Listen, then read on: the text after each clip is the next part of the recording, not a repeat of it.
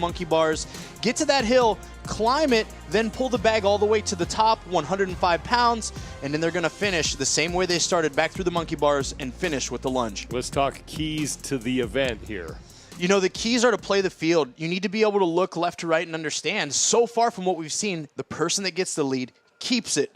And then, of course, it's hang tight. This can be a pretty grip-intensive series of movements. There is that 105-pound axle bar, and as Adrian said, whoever gets the lead on that implement has been able to keep it throughout these first 3 heats. Here are your lane assignments for this 4th and final heat. The overall leaders out on the field. Gabriella Magawa in the middle in lane 3. She has a 10-point lead on Laura Horvath, but Laura Horvath is coming in with some momentum. She has won the last 2 events. Great momentum, but Laura Horvath is here, and I think we could see something really special here. Potentially a 3rd win in a row, which has never been done at the Rogue Invitational. And this style of event has Laura written all over it, in my opinion, with her history in the sport and the events that she's excelled at. And there's Amanda Barnhart, who comes in 5th place overall. She is 35 points out of a spot inside the top 3. That's where Emma Lawson sits. She's in the white top. Lawson in 3rd place with 290 points. He's only 15 points back of Magawa for first. We are underway, 105 pounds on the axle bar lunge, and it's Annie Thorstadter, Amanda Barnhart, Emma Lawson, and Laura Horvath pretty even here, with Gabby Magawa falling back, but it is close. Yeah, and it's going to be close the whole way, I think, really. We're going to start to see some separation as we get to the monkey bars, and then, of course, that bag.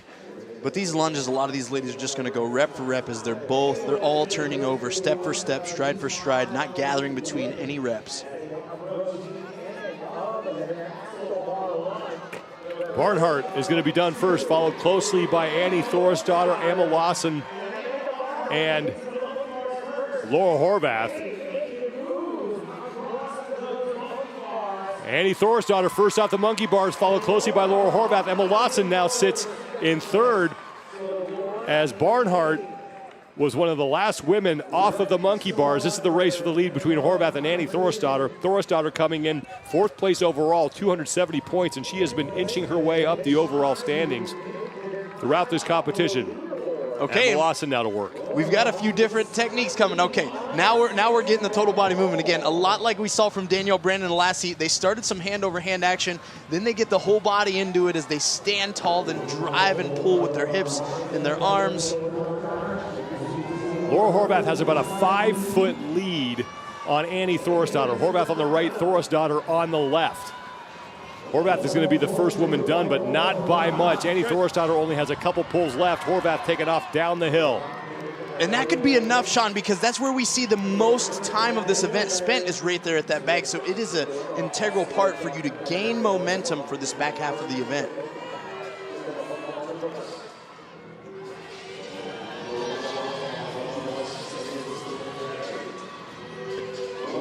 Laura Horvath is done with the monkey bars.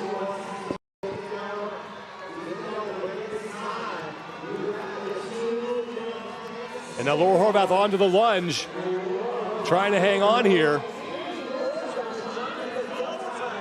And now this is where it gets hard as the leader of a pack. You don't know where the field is when you can't see them. Annie's going to try to make as much of a charge as she can, but how much ground can you really make up in a front rack lunge? It's hard to make up even 5 feet alone, let alone another 10.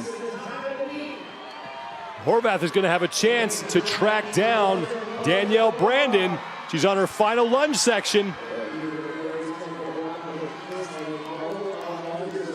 Brandon unofficially was at 256, and Laura Horvath with the hat trick. Wow.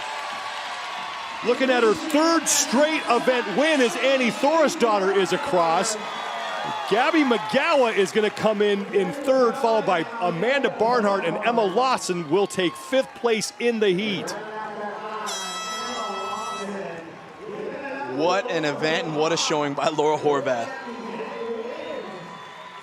Unofficially an event win for Laura Horvath, as Danielle Brandon's time, the last we saw, was 2:56.01 seconds.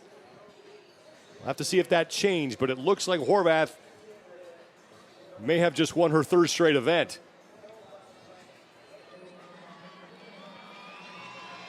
Yeah, and you talk about momentum. She has a lot of it. She did a lot of what she needed to do right there on that bag, creating separation between her and Annie.